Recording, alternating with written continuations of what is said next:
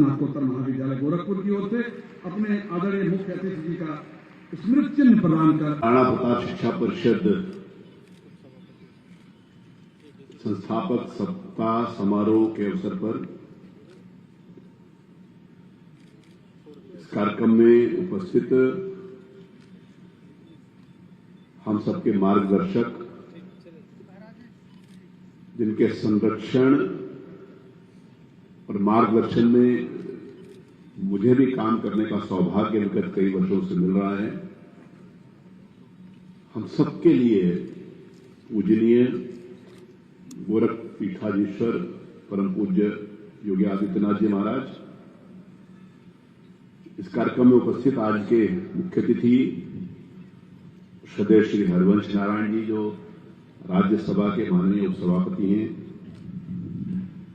योगी Kamalnath ji Maharaj, Yogi Mithilesh ji Maharaj, doctor Rajendra Bharti ji, Chaudhary Pramod Kumar ji, Shri Vijay Dubey ji, professor Poonam Tandon ji, major general doctor Atul Vajpayee ji, इस कार्यक्रम में उपस्थित सभी सम्मानित सांसदगण, विधायकगण, इस कार्यक्रम में उपस्थित सभी सम्मानित विशिष्ट अतिथि भाइयों और बहनों और बहुत ही प्यारे बच्चों, मेरे लिए सौभाग्य की बात है कि पूज्य महाराज जी ने मुझे इस कार्यक्रम में सम्मिलित होने का एक अवसर दिया।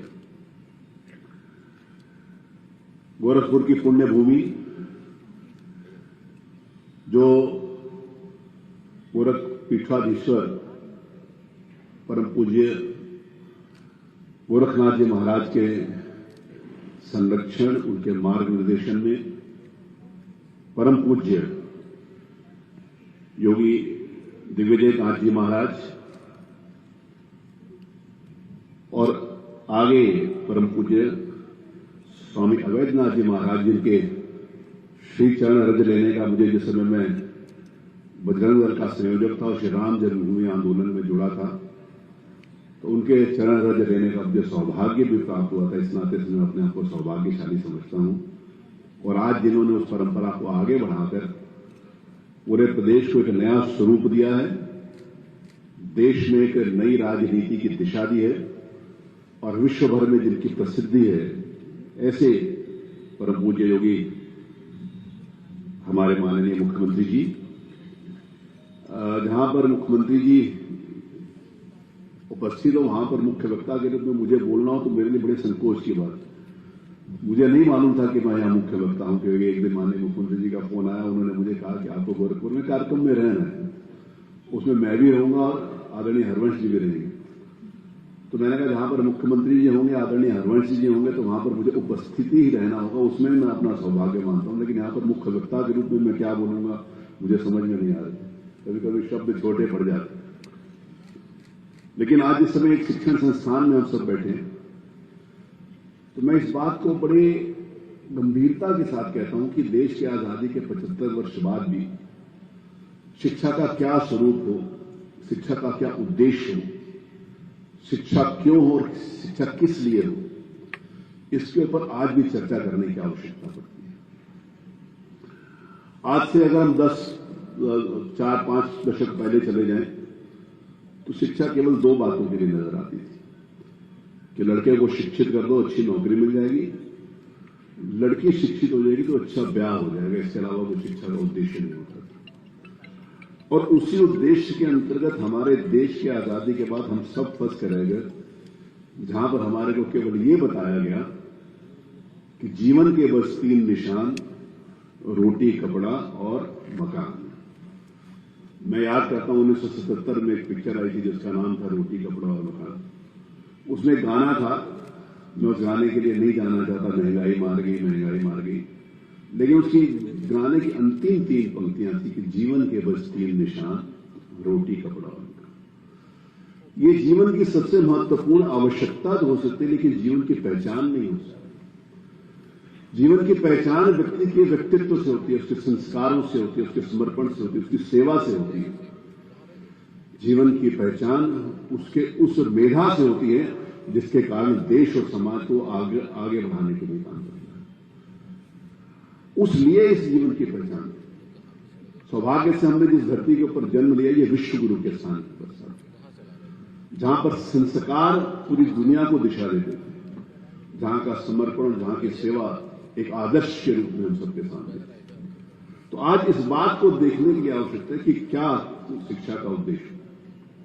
आज जिस समय मैं यहां पर इस कार्यक्रम में उपस्थित हूं, 91वां वर्ष, 1932 में इस शिक्षण संस्थान की स्थापना हुई, 91वां वर्ष है, और लगभग 4 दर्जन से ज्यादा, लगभग 52, अभी आपने बताया कि उसके साथ 1-2 और जुड़े हैं, इतनी संस्थाओं का जिस समय काम करती है, जिस समय समाज की सेवा में संलग्न है, और जिसमें हजारों बच्चे यहां पर उपस्थित हैं।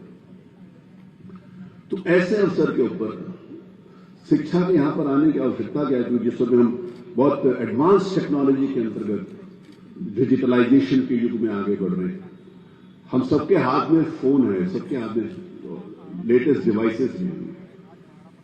पढ़ने के लिए, जानकारी के लिए हम सबके हाथ में पर्याप्त चीज है।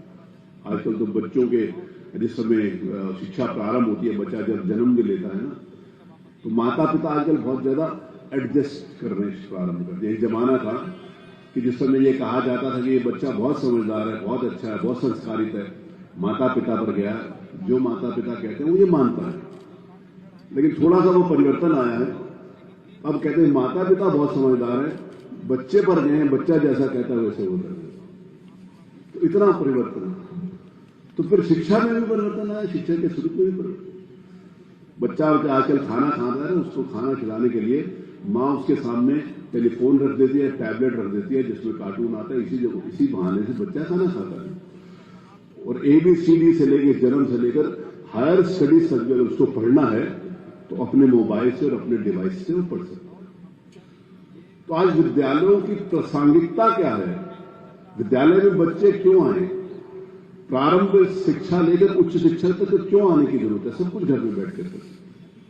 लेकिन ये सत्य नहीं है, क्योंकि वहां पर व्यक्ति डम हो जाएगा, बुद्धि कुंठित हो जाएगी, बुद्धि उस डिवाइस के अंतर्गत घुसकर समाप्त हो जाएगी, क्योंकि वहां पर संस्कार नहीं है, वहां पर सहचर्य नहीं है, वहां पर समर्पण का भाव नहीं है, वहां पर सत्यता का मूल्य नहीं है, वहां पर शीलता नहीं है, विनम्रता नहीं है, वहां पर विनम्रता के साथ साहस नहीं है। अगर हमने सारी की सारी चीजों के साथ आगे बढ़ना है तो हमारे को महाराणा प्रताप शिक्षा परिषद जैसे विद्यालयों का संरक्षण और मार्गदर्शन जीवन में आवश्यक हो जाता है। ये सारी चीजें के लिए तो हम यहां पर आए, केवल पढ़ाई करने के लिए यहां पर नहीं है। और हम सबके सामने एक व्यक्तित्व के रूप में, एक संस्था के रूप में महाराज भी उपस्थित है, जिनके मन में कोमलता है, जहां पर उस अंधेरे में एक रोशनी की किरण जहां पर नहीं पहुंची थी, जहां पर व्यक्ति को यह नहीं माना जाता कि केवल ये वोट के लिए पैदा होते, उनकी वोट की भी कीमत नहीं होती थी, वहां पर उस कोमल और विनम्र भाव के साथ, शीलता के साथ उनके बीच में जाकर उनकी सेवा करना, और मैंने कहा शीलता के साथ साहस भी, और उस साहस के साथ उत्तर प्रदेश के लॉ एंड ऑर्डर को ठीक करने वाला कोई व्यक्ति सामने हो चुका है तो हमारे करना। तो हमारे को यहां पर मिलेगा ना, ये टेलीविजन के अंतर्गत नहीं मिल सकता, हमारे को वहां नहीं मिल सकता। तो ये सारी की सारी चीजें, ये सारे के सारे साहस, मैंने कहा साहस चाहिए, संस्कार, सेवा चाहिए, समर्पण चाहिए, तभी जब ये सारी की सारी चीजें उपस्थित होंगी तब हम सुख और शांति को प्राप्त कर सकते। मनुष्य रूप में जीवन जीने वाला व्यक्ति, जन्म लेने वाला व्यक्ति अंततोगत्वा 2 बातों के लिए ही काम करता है, शांति के लिए और सुख के लिए। और इन 2 बातों पर पहुंचने के लिए यहां पर बहुत बड़ी संख्या में बच्चे उपस्थित हैं। मैं कुछ बातें बताकर अपनी वाणी को विराम दूंगा। मैं देख रहा था, मैंने यहां पर फोन केवल इसलिए रखा कि मैं केवल टाइमर लगा सकूं, जो मेरे लिए समय निर्धारित है उसी के अंतर्गत वहीं तक मैं अपने आप को बोल सकूं। ये तो आज यहां पर मैं बच्चों को एक बात कहना चाहता हूं कि आपको अपने जो दिमाग है उसको मास्टर करना पड़ेगा, उसको स्थिर करना पड़ेगा। हम कभी थोड़ी देर पहले ये बात सोचते हैं, थोड़ी देर के बाद दूसरी चीज सोचते हैं, उसका मीमांसा करना शुरू कर देते हैं। You have to be strong, you have to master your mind. आपको अपने माइंड को कंट्रोल करके रखना पड़ेगा, मास्टर करना पड़ेगा कि जो आप चाहते हैं वैसे आपका दिमाग काम करे। हम सब इस बात को जानते हैं कि जो हम सुनते हैं वही हम सोचते हैं। अभी तक अच्छी बात नहीं की जाती थी समाज के अंतर्गत। जब अच्छी बात नहीं की जा सकती तो अच्छे विचार नहीं आएंगे। मैं इसलिए इस बात को कहता हूं कि जैसा हम सोचते हैं वैसा हम विचार करते हैं, जैसा हम सुनते हैं वैसा हम विचार करते हैं। हमने सुनना है समाज में, सुनने की क्षमता समाप्त हो गई है। अगर इस प्रकार के कोई कार्यक्रम होते हैं तो जहां पर लोग अपना व्याख्यान देने के लिए जाते हैं तो पहले कहते हैं कि हमें मालूम है कि आप लोग दूसरे कार्यक्रम, सांस्कृतिक कार्यक्रम के लिए नहीं आए, लेकिन हमें बुलाया गया तो हमारी भी सुन लो। तो जो सुनेंगे वही सोचेंगे, और जो सोचेंगे उसी प्रकार से काम करेंगे। जो दिमाग में होगा वैसे ही काम करेंगे, और जैसा काम करेंगे वैसा हमारा स्वभाव बनेगा, और जैसे हमारा स्वभाव बनेगा वैसे हमारा चरित्र बनेगा, और जैसे हमारा चरित्र बनेगा वैसे हमारा भाग्य बनेगा, हमारी डेस्टिनी बनेगी। तो डेस्टिनी तक पहुंचने के लिए हमें क्या सुनना है, क्या सोचना है, क्या करना है, ये एक विचार से यहां से लेकर, इस सुनने से लेकर अपने डेस्टिनी तक, वहां तक पहुंचने का एक माध्यम है, श्रृंखला है, कड़ी। तो इसीलिए you have to master your mind, और जिस समय आप अपने माइंड को मास्टर करेंगे तो आपको पर्पस तय होगा कि ये पर्पस है, इसके लिए हमें काम करना है। कभी कभी काम करते हैं, एक बच्चे से पूछा कि भी क्या कर रहे हो, उसने कहा एमटेक कर रहे हैं। मैंने कहा क्यों कर रहे हो, उसने कहा पापा ने कहा है। तो पिताजी ने कहा हम इसलिए कर रहे हैं। तो पर्पस क्या है आपके काम का? जो आप सोच रहे हैं उसके पीछे पर्पस क्या है, उद्देश्य क्या है? केवल यही उद्देश्य है क्या कि अच्छी नौकरी मिल जाए, यही उद्देश्य क्या है कि अच्छी पहचान मिले? आपका उद्देश्य स्पष्ट होना चाहिए। जिस समय मैंने संस्कृति और संस्कार की बात की है, जिस समय भारत में विश्व गुरु के स्थान के ऊपर बात करी है, तो वो हमारा पर्पस हो सकता है क्या? शिक्षा का। तो पर्पस ऑफ लाइफ ये होना चाहिए, फॉलो योर पर्पस। और फिर तीसरी बात है, कॉन्स्टेंटली आप आगे कैसे बढ़ सकते हो, आप नए विचार कैसे ला सकते हो, नए इनोवेशन कैसे लाते हो, जहां पर आप हो उसको आगे कैसे बढ़ा सकते हो। किसी एक स्थान के ऊपर पहुंचना आसान है, लेकिन उस स्थान के ऊपर टिके रहना बहुत मुश्किल होता है। इसीलिए एक लाइन में मैं कहना चाहता हूं, to be where you are you have to walk fast. जहां पर आप पहुंच गए वहां पर बने रहने के लिए आपको तेजी से चलना होगा। जहां पर आप पहुंच गए, अगर वहां पर पहुंचने के बाद आप धीरे चले तो आप नीचे आ जाएंगे। तो उन ऊंचाइयों के ऊपर पहुंचना आसान होता है, लेकिन ऊंचाइयों पर बने रहने के लिए आपको उससे ज्यादा मेहनत करनी पड़ती है। तो आपके लिए हर हालत के अंतर्गत ये एक उद्देश्य होना चाहिए। आपके लाइफ में डिसिप्लिन होना चाहिए। इनडिसिप्लिन लाइफ का कोई महत्व नहीं है। और जिस समय डिसिप्लिन होगा लाइफ में, तो आपको जीने का भी मजा आएगा और आपकी पहचान भी बनेगी और आप समाज को भी कुछ दे सकते। मन, कर्म और वचन से व्यक्ति एक होना चाहिए, और वो वही व्यक्ति हो सकता है जिसके अपने लाइफ में डिसिप्लिन है। अगर डिसिप्लिन नहीं है तो आप आगे नहीं बढ़ सकते। और एक बात महत्वपूर्ण है कि दूसरे के समय का सम्मान भी करना। मैं दूसरे के समय के सम्मान की जब बात करता हूं तो जब पहले हम अपने समय का सम्मान करेंगे तभी दूसरे का करेंगे। Time is very precious. वो समय उतना ही है हमारे पास जितना प्रगति ने सबके लिए दिया है। हम उस समय के अंतर्गत क्या और कैसे अच्छा कर सकते हैं, ये सबसे महत्वपूर्ण बात है। कभी कभी बात होती है, हम बहुत दौड़े चले जा रहे हैं, भाई साहब ये काम कर लो। उन्होंने कहा नहीं, समय नहीं है।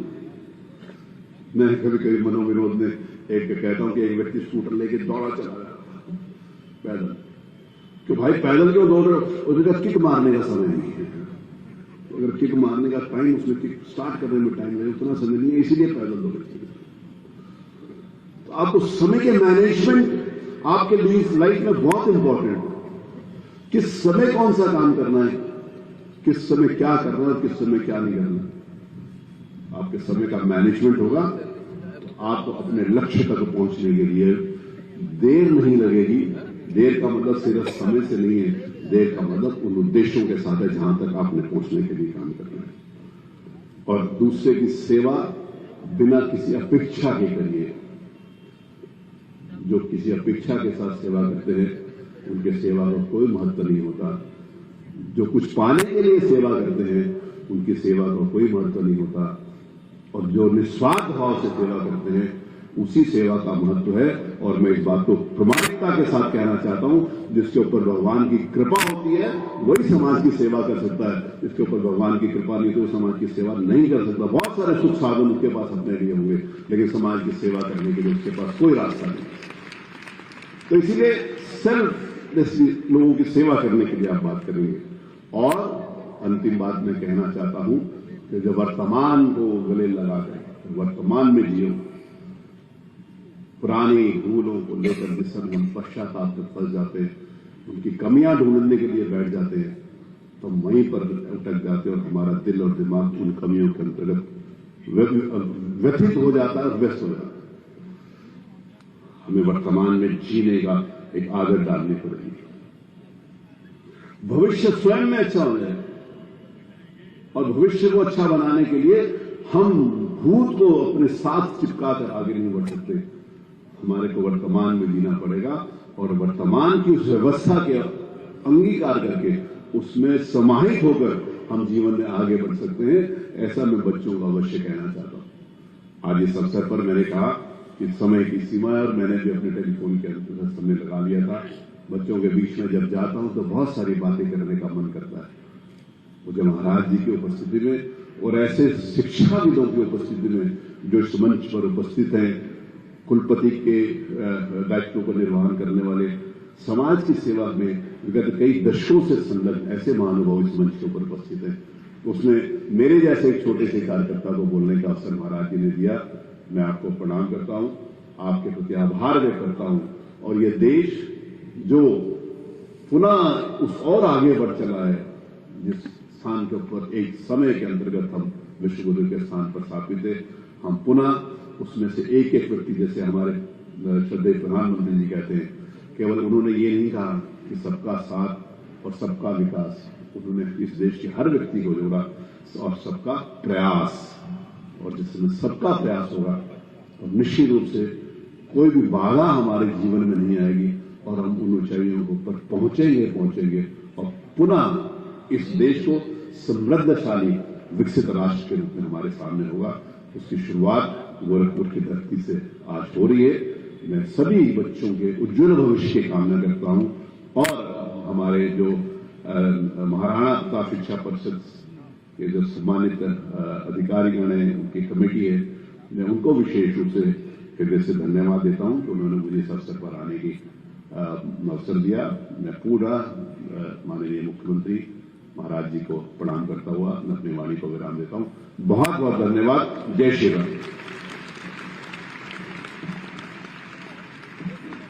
बहुत बहुत धन्यवाद आदरणीय महाना जी। आपकी वक्तृता, आपका उद्बोधन किसी राजनेता के बजाय किसी शिक्षाविद और किसी आदरणीय आचार्य सदृश लगा। शिक्षा का उद्देश्य, शिक्षा की आवश्यकता, भारत का उज्जवल भविष्य, सब कुछ विस्तार से सारगर्भित तरीके से बहुत बहुत धन्यवाद आदरणीय महाना जी। और इसके पश्चात कि मैं अपने आदरणीय मुख्य अतिथि जी को सादर आमंत्रित करूं। 1 मिनट में आपका संक्षिप्त परिचय। हमारे राज्यसभा के माननीय उपसभापति श्री हरिवंश जी का नाम से चर्चित श्री हरिवंश नारायण जी का जन्म 30 जून 1956 को बलिया जनपद के सिताब देरा में हुआ था, जो जयप्रकाश नारायण जी का भी गांव रहा है। अपनी स्कूली शिक्षा गांव के जयप्रकाश नारायण हाई स्कूल, स्नातक शिक्षा उदय प्रताप कॉलेज वाराणसी, स्नातकोत्तर अर्थशास्त्र तथा पत्रकारिता में डिप्लोमा काशी हिंदू विश्वविद्यालय वाराणसी से प्राप्त की।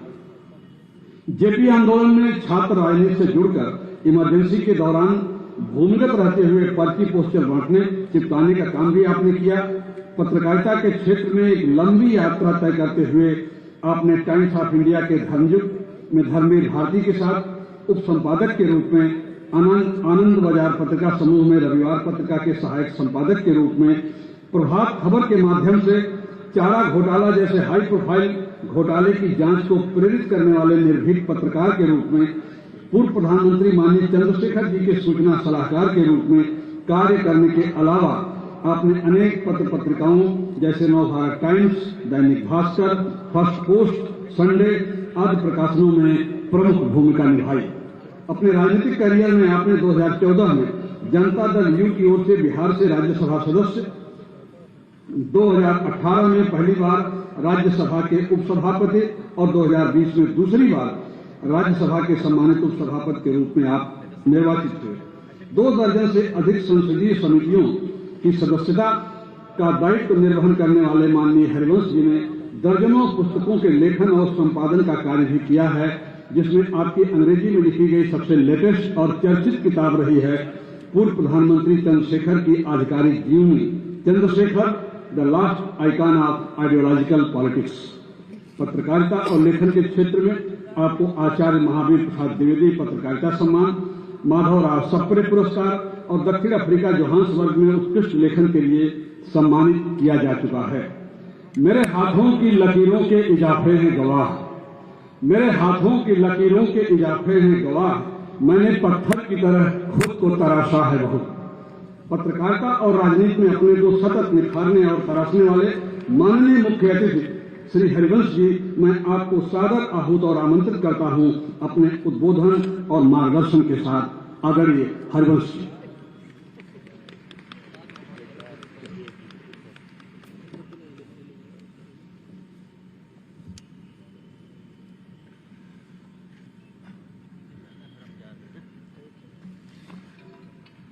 आप सबको नमस्कार। उत्तर प्रदेश के यशस्वी मुख्यमंत्री व महाराणा प्रताप शिक्षा परिषद के मुख्य संरक्षक आदरणीय महंत योगी आदित्यनाथ जी, उत्तर प्रदेश विधानसभा के माननीय अध्यक्ष श्री सतीश महाना जी, जिनकी विचार संपन्न बातें हमने अभी सुनी और मैं ऑल इंडिया स्पीकर सम्मेलन में भी प्रायः सुना करता हूं। इस शिक्षा परिषद के अध्यक्ष पूर्व कुलपति प्रोफेसर उदय प्रताप सिंह जी, जिनकी विद्वता, अनुभव, सक्रियता और प्रतिबद्धता को मैं पुनः प्रणाम करता हूं।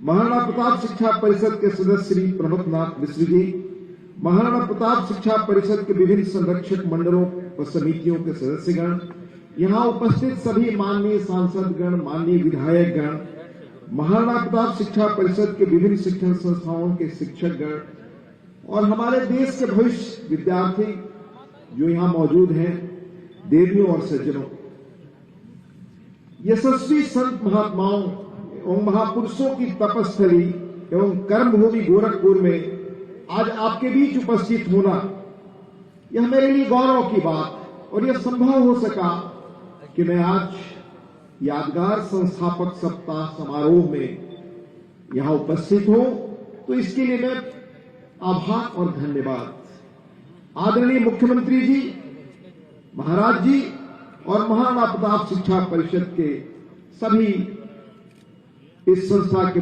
सदस्यों को देता हूं। जैसा मैंने कहा कि यह तप की स्थली है, त्याग की स्थली है। इसी पावन धरती को महायोगी गोरखनाथ जी ने अपनी तपस्थली के रूप में चुना।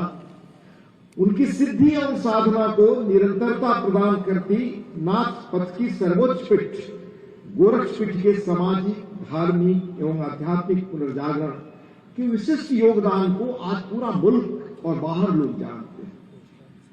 यह पीठ आज जन जागरण केंद्र, जन सेवा केंद्र व शिक्षा के केंद्र के रूप में सामाजिक राष्ट्रीय चेतना को बचाने बढ़ाने का गौरवपूर्ण काम कर रहा है।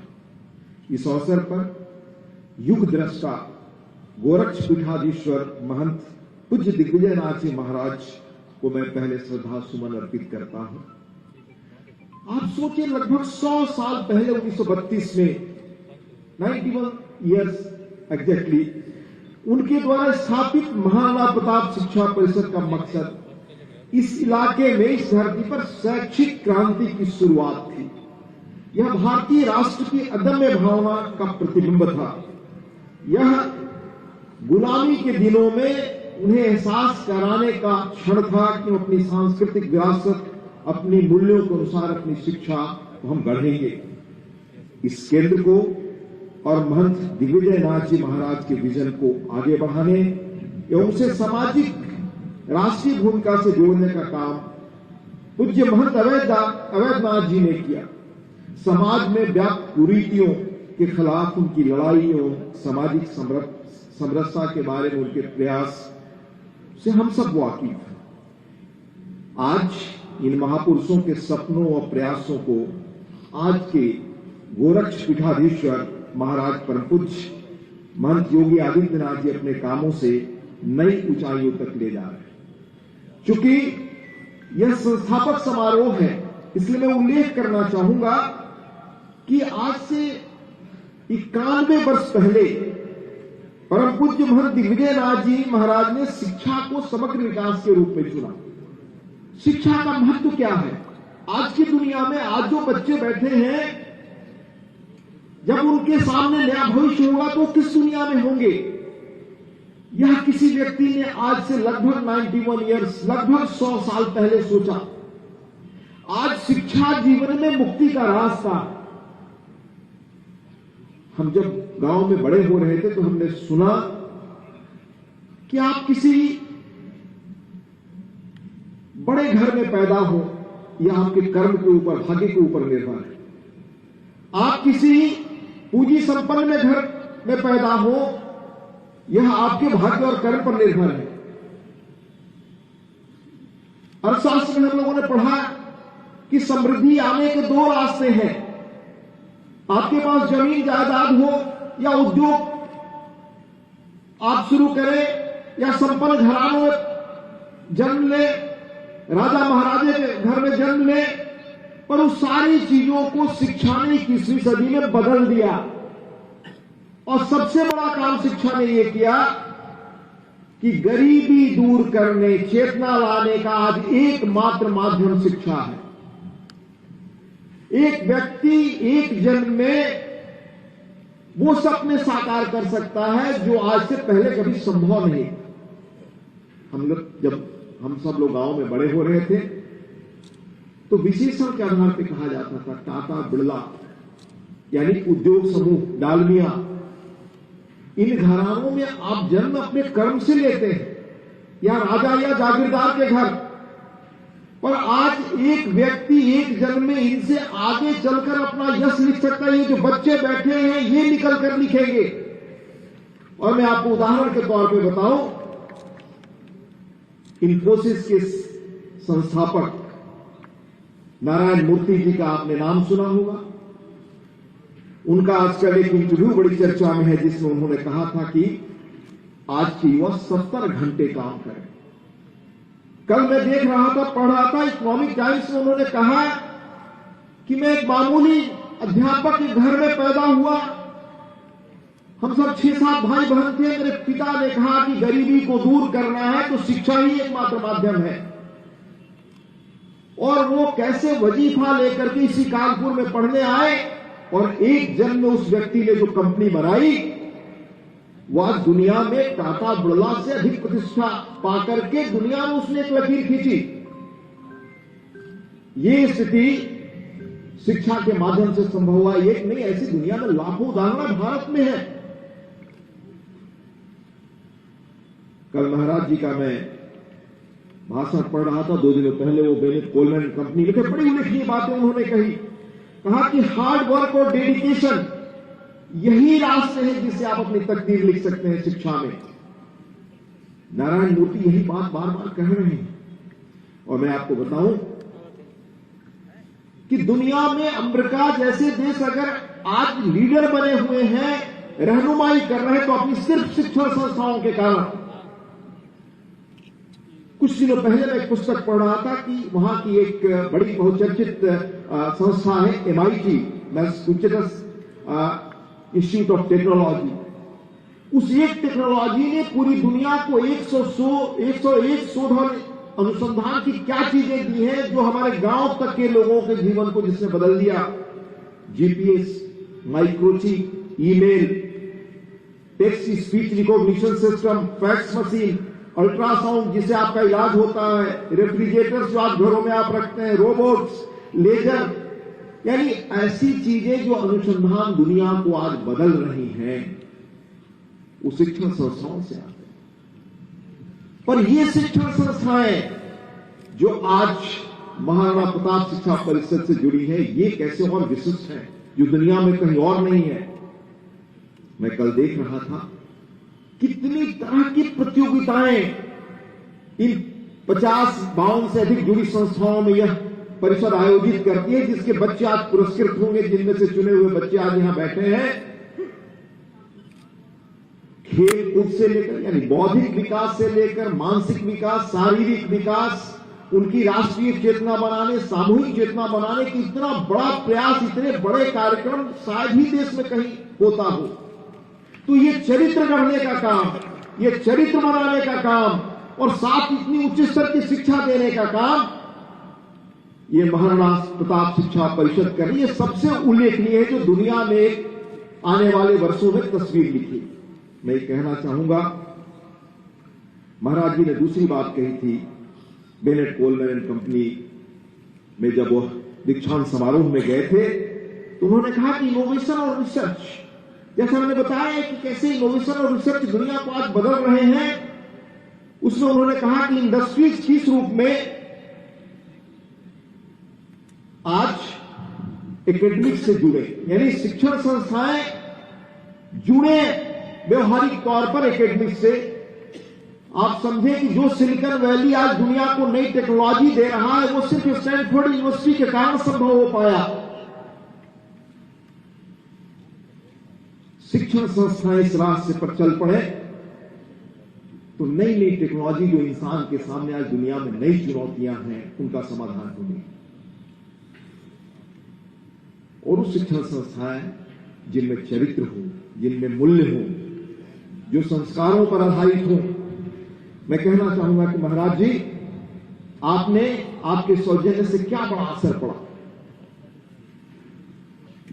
मैं कई बार सोचता हूं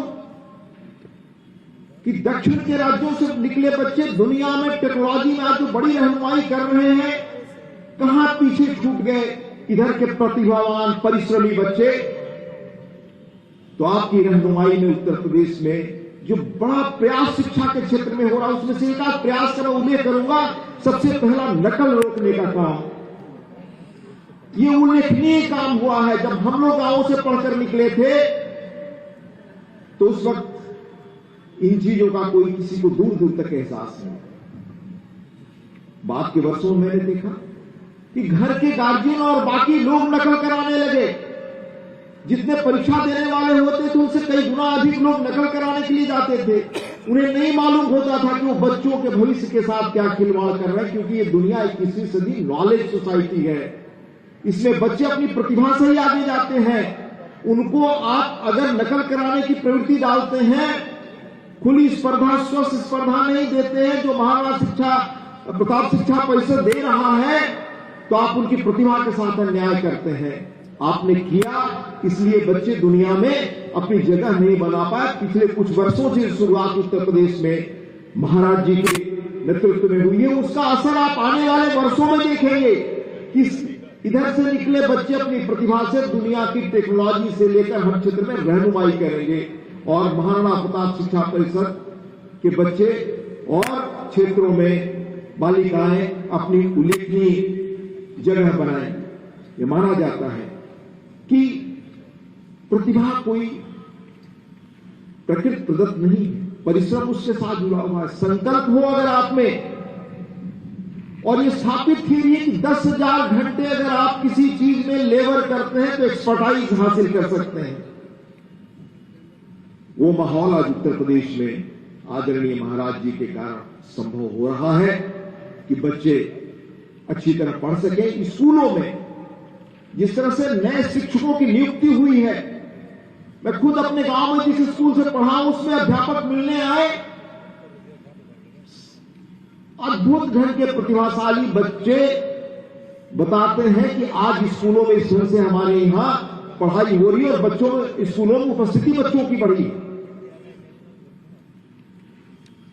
मैं आपसे कहना चाहूंगा ये एक अद्भुत अवसर है और इस अवसर पर आप हमेशा याद रखें कि महाराणा प्रताप शिक्षा परिषद जिन संस्कारों के साथ शिक्षा आपको दे रहा है वो जीवन के सबसे बड़े संबल। उसमें मैं अंतिम बात कहते हुए अपनी बात खत्म करूंगा कि अब्राहम लिंकन का नाम आप बड़े होंगे तो सुनेंगे। अब्राहम लिंकन ने जीवन में उन्हें एक ही सफलता जीवन के अंत में मिली कि वो राष्ट्रपति बने। इसके पहले जितने चुनाव हुए हार गए। उन्होंने उस स्कूल के प्राइमरी स्कूल के टीचर को पत्र लिखा जिसमें उनका बच्चा पढ़ता। शिक्षा के मूल्य क्या होते हैं, शिक्षा किस तरह का संस्कार बनता है, इसमें उसका वर्णन। उन्होंने कहा उस स्कूल से अध्यापक से गुजारिश की कि इस बच्चे को बताइएगा कि दुनिया में अगर अन्याय होता है तो न्याय करने वाले भी लोग। उन्होंने कहा कि इस बच्चे को बताइएगा कि वो विफल होने का आनंद भी जाने जीवन में, वह पढ़ने के अलावा प्रकृति को भी देखे, प्रकृति कितनी विराट है, वह यह भी समझे कि ईमानदारी से एक पेंसिल यानी एक पैसा कमाना गलत तरीके से 1000 रुपए कमाने से बेहतर है। यह आत्मसम्मान हो समझे। वह समझे कि गलत काम करके पास करना वह गलत है, उससे अच्छा फेल होना है आत्मसम्मान के लिए, पर हमेशा न्याय के रास्ते वो चल सके। कहा कि ऐसी शिक्षा दीजिए कि एक तरफ पूरी दुनिया हो, अगर उसको लगे कि मैं सही हूं अपनी बात पर तो उसके सामने खड़ा हो सके। और हमारे यहां शिक्षा का यही मर्म बताया। इससे बेहतर मर्म मैंने पढ़ा अपने डॉक्टर भगवान दास जो देश में 1925 में उन्होंने काशी विद्यापीठ में शिक्षा के मर्म के बारे में कहा था। 33 उपनिषद कोट करके, चारों वेदों के आधार पर, पितामह भीष्म के संदेश के आधार पर, गीता को कोट करते हुए, मैत्रेयी ने याज्ञवल्क्य से जो पूछा, नचिकेता ने यम से जो पूछा, राम ने वशिष्ठ से जो पूछा। आजकल बच्चे बहुत डिप्रेशन में जाते हैं, आत्महत्या जैसे कदम उठाते हैं। राम के मन स्थिति की जो बेचैनी थी, वशिष्ठ से जो उन्होंने सवाल पूछा वो अद्भुत है। तो हमारी संस्कृति की जो शिक्षा देने की शुरुआत इस संस्था से परम पूज्य दिग्विजय नाथ जी महाराज ने, अवैधनाथ जी महाराज ने और महाराज जी की अगुवाई में आज हो रहा है, वो अद्भुत है। वो संस्कारों को देने वाली शिक्षा है, वो एक नए इंसान को गढ़ने वाली शिक्षा है, एक नई दिशा देने वाली शिक्षा है। इन्हीं उद्देश्यों के साथ ये शिक्षा आगे चले तो मुझे यकीन है कि महाराणा प्रताप शिक्षा परिषद जो यह अपने संस्थापकों को स्मरण करने के लिए वार्षिक आयोजन करता है, उसके साथ न्याय हो सकेगा। मैं पुनः आभार व्यक्त करता हूं कि महाराज जी ने आज मुझे आप सबके बीच उपस्थित होने का मौका दिया और आप बच्चों के भविष्य की, उज्जवल भविष्य की बहुत कामना करता हूं। बहुत बहुत धन्यवाद। बहुत बहुत धन्यवाद माननीय मुख्य अतिथि महोदय। आपका पाठ्य प्राप्त हुआ, मार्गदर्शन प्राप्त हुआ। निश्चित तौर पर हमारे महाराणा प्रताप शिक्षा परिषद की चौड़ाई को बहुत कुछ सीखने को मिला है। और अब्राहम लिंकन के उस पत्र को तो मेरा ख्याल है अपने 42 वर्ष जीवन में मैंने सीखा है, हर शिक्षक को और हर संस्था प्रमुख को अपने कार्यालय में रखना चाहिए। इसके पश्चात पुस्तक का विमोचन श्री जगदम्बा मल्ल जी द्वारा लिखित पूर्वोत्तर के प्रहरी नागालैंड एक वॉल्यूमिनस बुक उन्होंने नागालैंड में पूरा जीवन खपाया आदरणीय मल्ल जी ने और उसको संकलित किया है। उस पुस्तक का विमोचन आप सबके बीच मैं निवेदन करता हूं कि मंच पर विराजमान हमारे समाज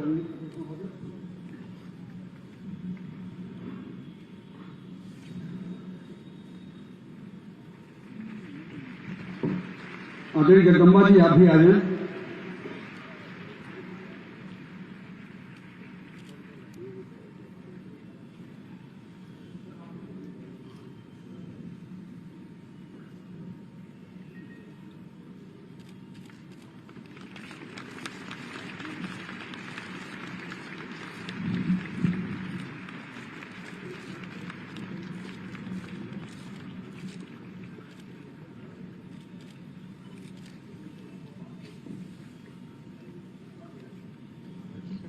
बहुत बहुत धन्यवाद। श्री जगदम्बा जी की पुस्तक का विमोचन संपन्न हुआ और इसके पश्चात फिजा में चांद सितारे हजार उगते हैं। फिजा में चांद सितारे हजार उगते हैं, कभी कभी ही निकलता है आफताब कोई। ऐसे हिंदुत्व, भारतीयता और राष्ट्रीयता के चमकते हुए सूरज अपने जीवन के तिल तिल को, क्षण क्षण को मातृभूमि की सेवा के लिए समर्पित करने वाले माननीय आशीष जी के शब्दों को मैं उद्घाटित करता हूं, जिसमें उन्होंने एक मंच पर कहा था कि अपनी छोटी सी काया में महंत योगी आदित्यनाथ जी महाराज के मन में मैंने मातृभूमि के लिए तड़पती हुई एक आत्मा देखा है। ऐसे समर्पित स्तंभ मातृभूमि के, भारतीयता और राष्ट्रीयता के पूज्य महाराज श्री, मैं महाराणा प्रताप शिक्षा परिषद की युवा पीढ़ी को आपका आशीर्वाद प्राप्त हो, आपका पाथेय प्राप्त हो, इसके लिए सादर आमंत्रित करता हूं। पूज्य महाराज श्री।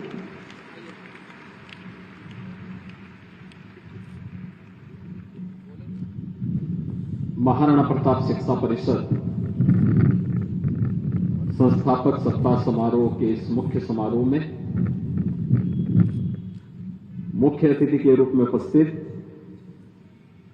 राज्यसभा के माननीय उपसभापति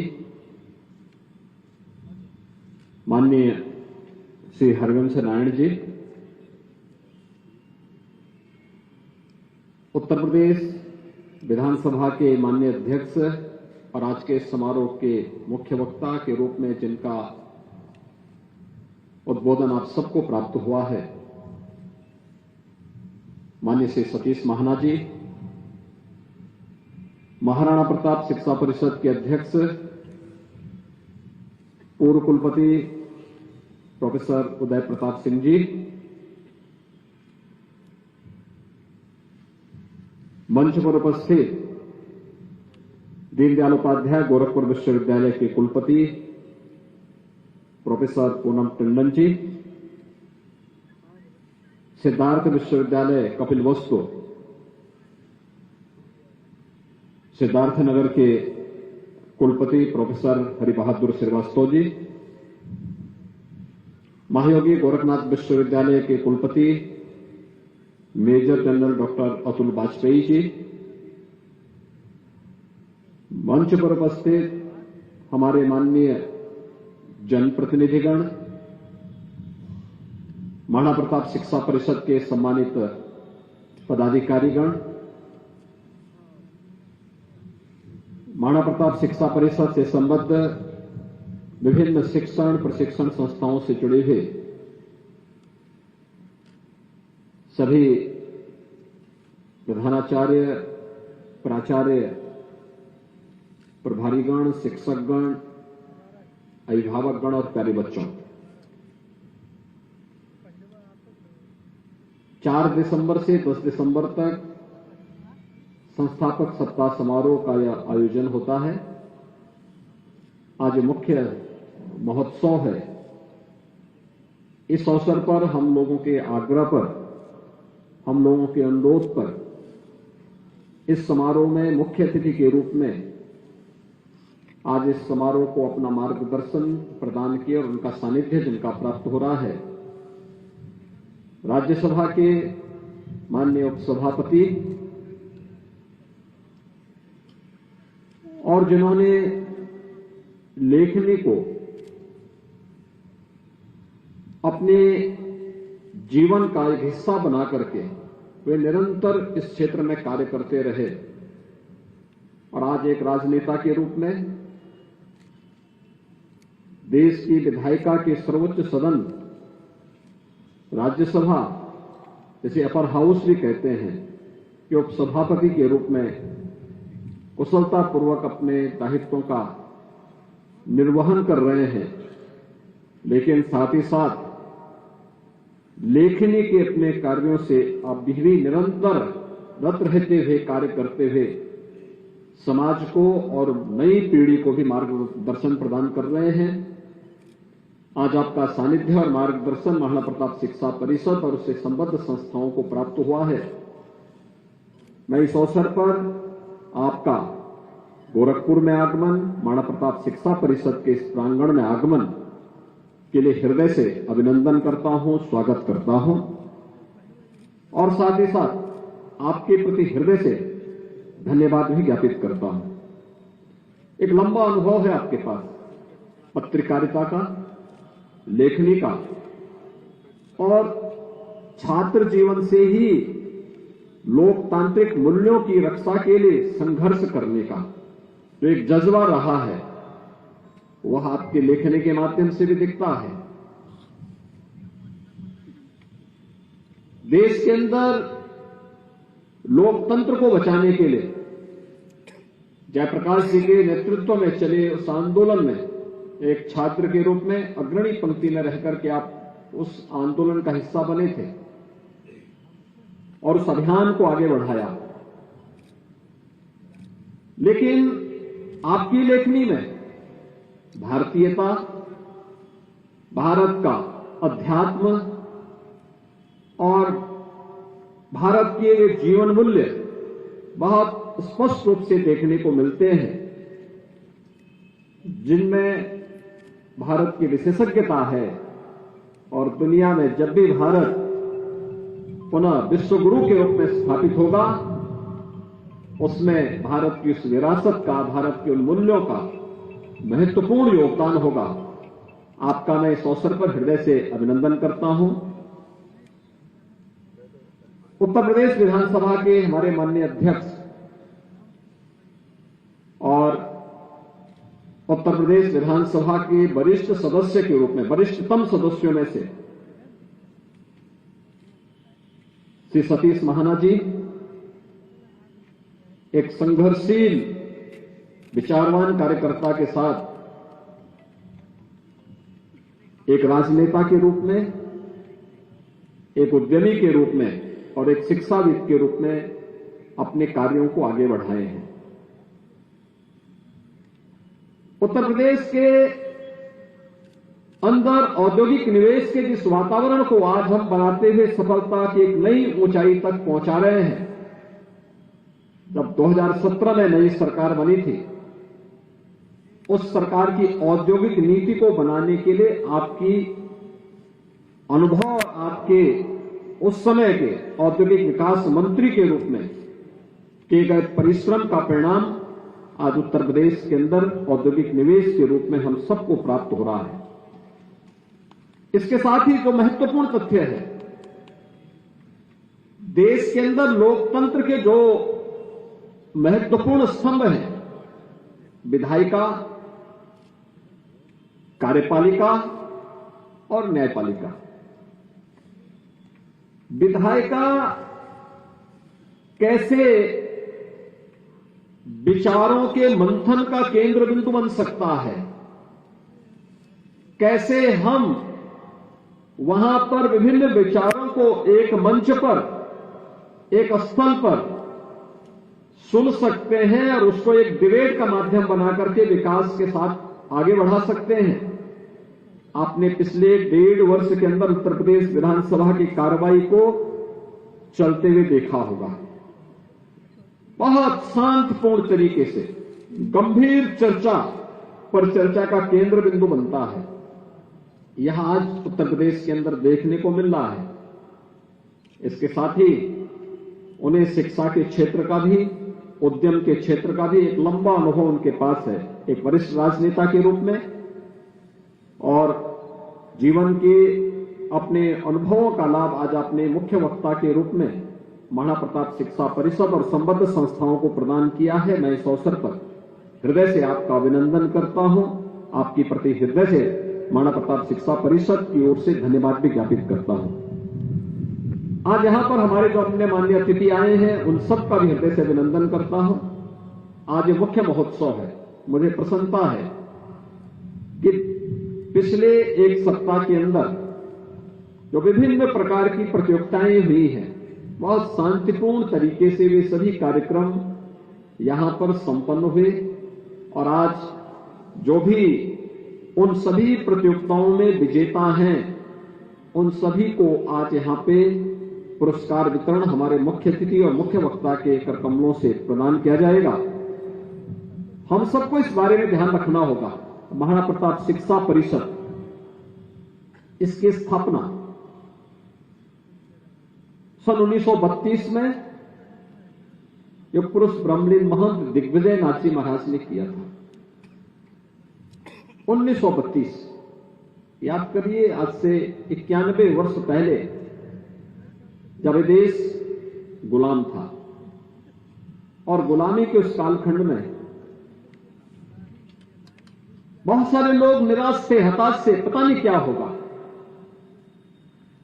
लेकिन तब भी एक संत के मन में एक उत्साह और उमंग था कि नहीं, ये गुलामी बहुत अधिक दिनों तक नहीं चल सकती है, ये देश आजाद होगा। यही संकल्प होता है और एक संकल्प था कि देश आजाद होगा और बहुत शीघ्र आजाद होगा। तो आजाद भारत में कैसे नागरिक हमें देने हैं, इसका केंद्र बिंदु हमारा शिक्षण संस्थान बन सके, इसके लिए उन्होंने महाराणा प्रताप शिक्षा परिषद की स्थापना की। महाराणा प्रताप शिक्षा परिषद आज 4 दर्जन से अधिक शिक्षण प्रशिक्षण संस्थाओं का संचालन करते हुए निरंतर शिक्षा के क्षेत्र में, प्रशिक्षण के क्षेत्र में, जीवन के सेवा के विभिन्न प्रकल्पों के साथ आगे बढ़ने का कार्य कर रही है। हम लोग बार बार इस बात को कहते हैं, शिक्षा वास्तव में केवल पुस्तकीय ज्ञान नहीं है,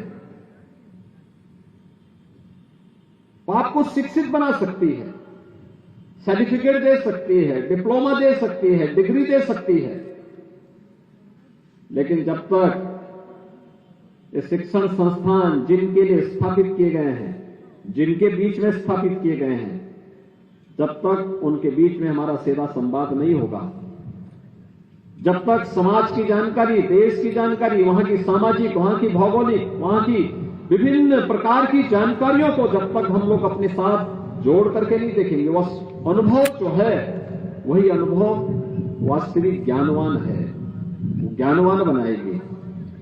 शिक्षित बनना ये शिक्षण संस्थानों का काम है, लेकिन शिक्षित होने के साथ साथ ज्ञानवान भी आप बन सके, यह आपके लिए उससे भी महत्वपूर्ण होगा और वह आपको जीवन की किसी भी संग्राम में विजेता बनने के लिए निरंतर प्रेरित करेगा।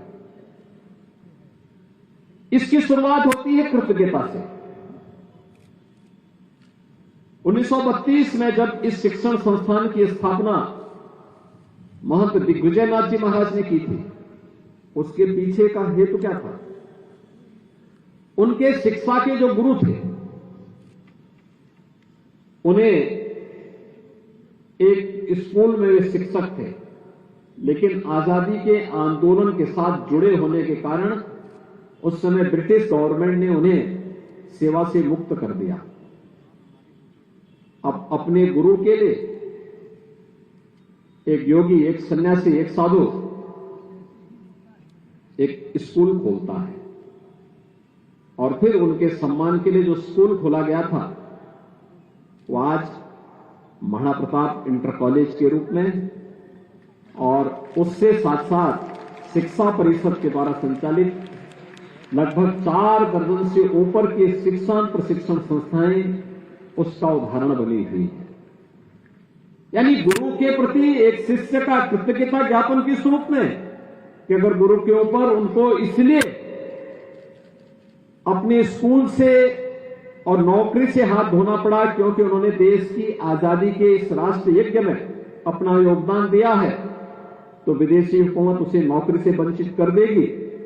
इसके लिए उन्होंने अपने गुरु के सम्मान में एक स्कूल खोला और उसका प्रधानाचार्य उन्हें बनाया और फिर वह स्कूल आगे बढ़ता है। याद रखना, जीवन में कृतज्ञता ज्ञापित करने का भाव हमारे मन में सदैव बने रहना चाहिए। ये कृतज्ञता का भाव अगर हमारे मन में है तो यह हमें सदैव सकारात्मक ऊर्जा से भरपूर करके आगे बढ़ने के लिए प्रेरित करेंगे। लेकिन साथ साथ परिश्रम और पुरुषार्थ का कोई भी विकल्प नहीं हो सकता है। खूब परिश्रम करना, जिस कार्य को आपको करने के लिए दिया जाए, एक समय सीमा के अंदर उसको करते हुए हम आगे बढ़ेंगे। और याद रखना, दिनकर की पंक्तियां हमें सदैव याद रखनी चाहिए। जिन्होंने कही थी। यानी बहुत छोटी सी पंक्तियां हैं जिसमें दिनकर बहुत अच्छे शब्दों में इन बातों को कहते हैं। वसुधा का नेता कौन हुआ, भूखंड विजेता कौन हुआ, नौ धर्म प्रणेता कौन हुआ, जिसने न कभी आराम किया और विघ्नों में रहकर काम किया। याद रखना, विपरीत परिस्थितियों में भी धैर्य खोए बगैर निरंतर अपने लक्ष्यों की ओर बढ़ते हुए हमें सफलता की नई ऊंचाइयों को प्राप्त करना है। मुझे प्रसन्नता है महाराणा प्रताप शिक्षा परिषद के मुख्य महोत्सव में आज जो विजेता छात्र छात्राएं हैं और संस्थाएं हैं उनको यहां पर आज सम्मानित किया जाएगा।